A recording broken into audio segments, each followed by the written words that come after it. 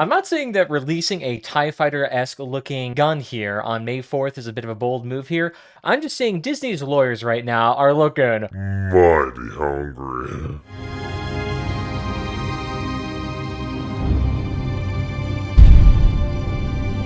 So either way, welcome back. But today we got ourselves a little bit of a div blog here, talking about the brand new season coming up in Crossout here, right after the Polar Light season, which still has a nice mighty, 34 days left here. So we got a while until the next season. But might as well go ahead and go over the news of the brand new stuff, so let's take a dive. First things first, we get the legendary engine Pegasus, which definitely looks like the absolute chungest of the most engines that we have here. And fun fact, we actually don't even have a legendary engine right now. It's only going up to the epic tiers here with the oppressors, golden eagles, things like that. So this will be the first legendary tier engine here, but with that comes with the absolute probably most power consumption, probably the most power associated with an engine, and mass limit as well. But the main benefit of this engine is always going to be its perk, because the perk itself actually has the feature of reducing the overall power consumption of each individual moving parts. Think of like wheels, hovers, and tracks. So you can see on a car like this, we have a lot of these lovely APC wheels, and they reduce cabin power by 15%. Any sort of moving part will have this, but by having this engine on here, it'll probably reduce it a considerable amount. How much, I am not quite sure, but that means very large builds that have either a lot of wheels, use tracks, or use very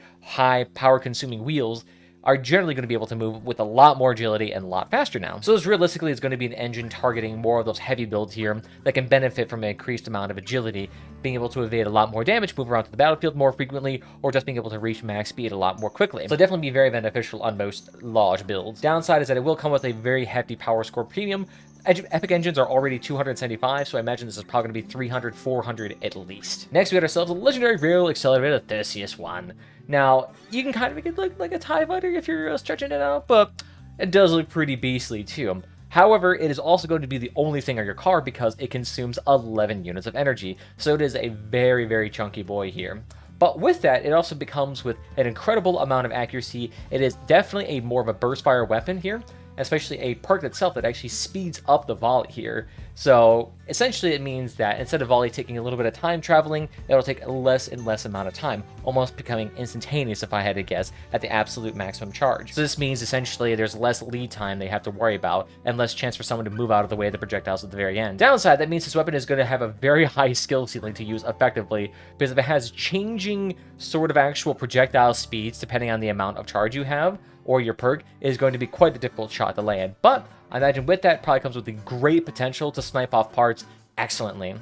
And with the mouse-based pointing and tracking with weapons now, it definitely helps out a lot. And a nice little quirk thing about this perk is that you can only charge it up while near wreck. So you will start off initially with a few bit of charges here to go ahead and try to accumulate a few wrecks. But if there isn't enough wrecks around here, you won't have any perks, and so it'll just fire normally every time. And it sounds like while the perk is active, so I'm not sure if it's a perk that automatically activates itself or if it's when you have to manually activate it. That we'll still have to test out. But beyond that, it's still just kind of like a basic projectile weapon.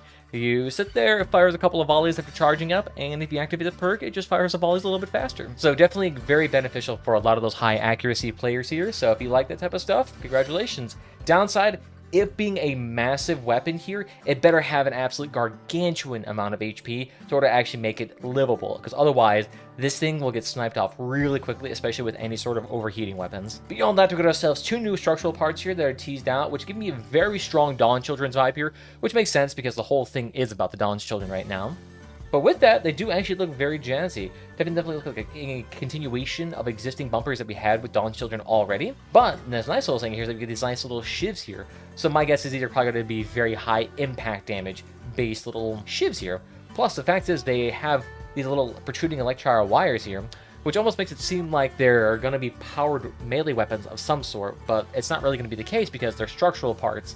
So it just looks more like it's a bit of a flavor thing. But honestly, I think they look really cool, and if you're really into that sort of like space future vibe here, it definitely gives it that in heaps. But that's pretty much all my thoughts around this little season here. I know a lot of people are complaining about the Pegasus engine being kind of like a stomper when it comes to hovers, but my guess is it'll give a percentage reduction in the power consumption as opposed to a flat rate power reduction consumption on parts.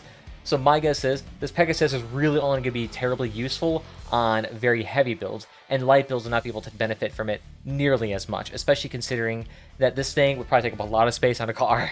So yes, it's not all doom and gloom here. We're actually, it's just going to be a nice little flying season here. Y'all can calm down, y'all can have fun, it's not going to be bad. But I think that'll be pretty much my whole thought on this. So what do you guys think about this nice Leatherly Dev vlog here? You guys excited with the new season here? Do you guys think it'll be an improvement on the Polar Light season? But beyond that, let me know your thoughts down below here, but feel free to follow whatever platform is your favorite on that YouTube and that Twitch as well. So both those platforms available for your live streaming pleasure, with YouTube having video archives of all live streams. But beyond that, feel free to become a member on this YouTube channel today. Only costs 99 cents, which is pretty dang jazzy if I do say so myself.